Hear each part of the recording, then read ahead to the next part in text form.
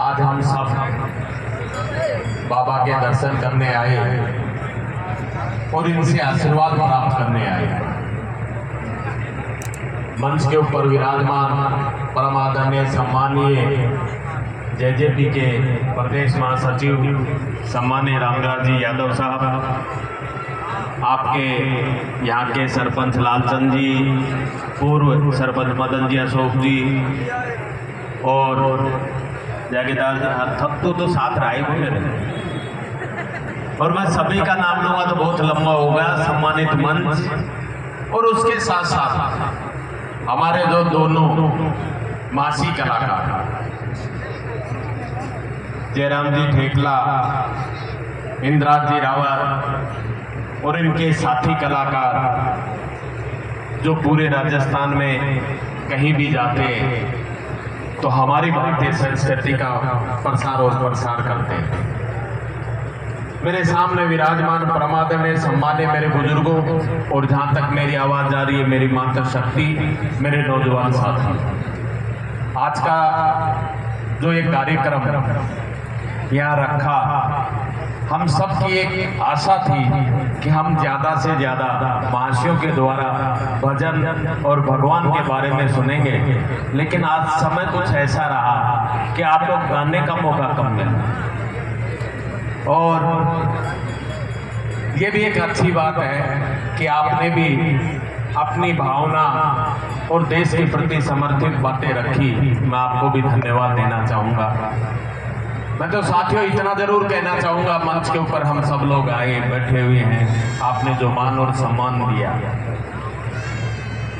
युग कोई भी हो, समय कैसा भी हो, हम सबको मिलकर लड़ने की आवश्यकता है। आज मैं छोटी सी बात आप लोगों के बीच में कहना चाहूँगा कि जब भगवान श्री राम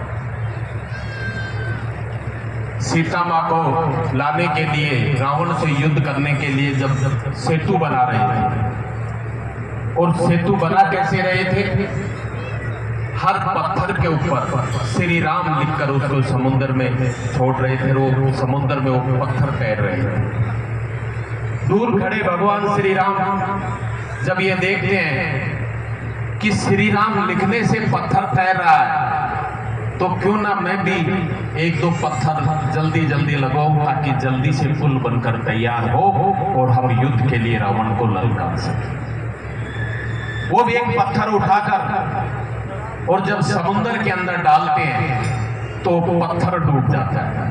वो तैरता नहीं, वो डूब जाता है। और बगल में आज जिसके हम दर पर आए हैं बालाजी महाराज, वो खड़े हुए मुस्कुराने लगे। तब भगवान श्री राम ने कहा कि आप मुस्कुरा क्यों रहे हो? तब बालाजी ने कहा, हाथ जोड़कर कहा कि हे भगवान श्री राम, जिसको आप छोड़ोगे वो तो डूबेगा ही डूबेगा, कभी तैर ही नहीं सकता। जिसको आप पकड़े रखोगे वही संसार में तैरता हुआ नजर आएगा, हम सबके भावनाओं के अनुरूप कार्य करेंगे। साथियों, मैं तो इतना कहने आया हूं आज, आप सब लोग जो यहाँ बैठे हुए हो वो मेरे लिए भगवान श्री राम हो, और मैं तो आपका सेवक बनकर इस कोटपुतली की जनता की सेवा करने के लिए आपसे अनुमति लेने आया हूँ। अगर आप सब लोगों ने मुझे जो आशीर्वाद प्रदान किया तो ये विश्वास दिलाना चाहता हूँ आपको, ये आपको आश्वासन देना चाहता हूँ कि जिस प्रकार का जो पिछले कुछ समय से जो लोग बात करते थे रामराज की, आज कोटपुतली की स्थिति क्या है, बानसूर थाने की स्थिति क्या है। और मैं तो इतना जरूर कहना चाहूंगा कि आपने जिस प्रकार से 2008 के अंदर जब मुझे राजस्थान की विधानसभा में भेजा, तो जिस रोड के ऊपर आप लोग आ रहे हो ये उसी समय का रोड बना हुआ है। आज तक इसके ऊपर कोई डामर लगाने का किसी काम नहीं किया गया है। साथियों, हम सब लोग बात करते हैं, अभी सम्मानीय कर्नल साहब जब बोल रहे थे कि हम सबको गांव में, ढानियों में और गांव के विकास की बात करनी है, लेकिन विकास कैसे होगा, किस रूप से होगा, ये सब हम सबको सोचने और समझने की आवश्यकता है।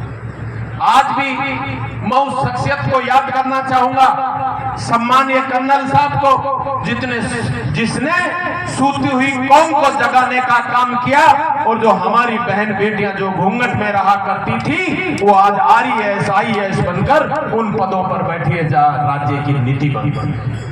हम सबको शिक्षा की ओर आगे बढ़ना होगा, हमें शिक्षा प्राप्त करनी होगी।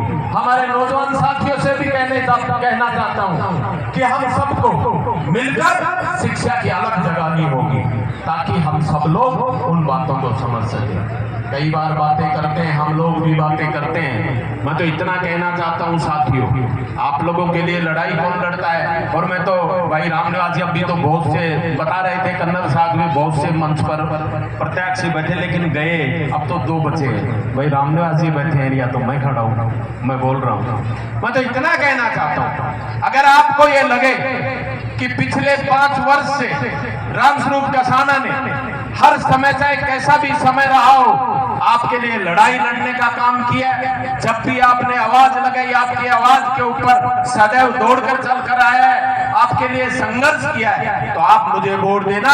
और आपको ये लगे कि वो घर पर सोता हुआ था, कोई काम नहीं कर रहा था, तो मुझे वोट मत देना।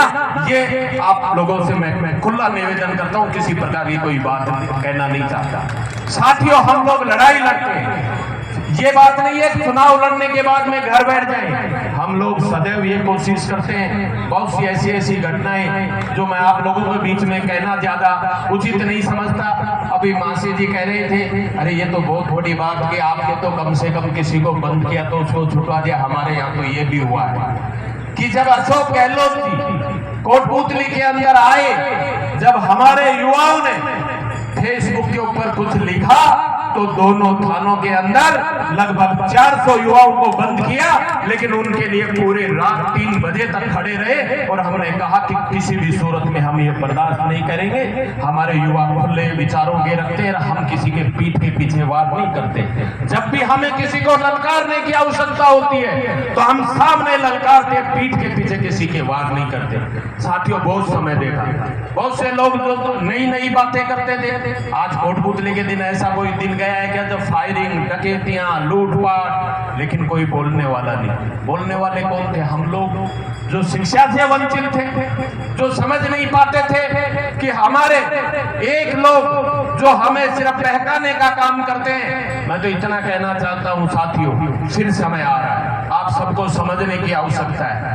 ईस्ट इंडिया कंपनी जब भारत के अंदर आई तो कुछ लोग आए थे, लेकिन सिर्फ उन्होंने फूट डालकर राज करने की नीति अपनाई। भाई को भाई से लड़ाया, बाप को बेटे से लड़ाया, और वो पूरे हिंदुस्तान पर राज करने लगे।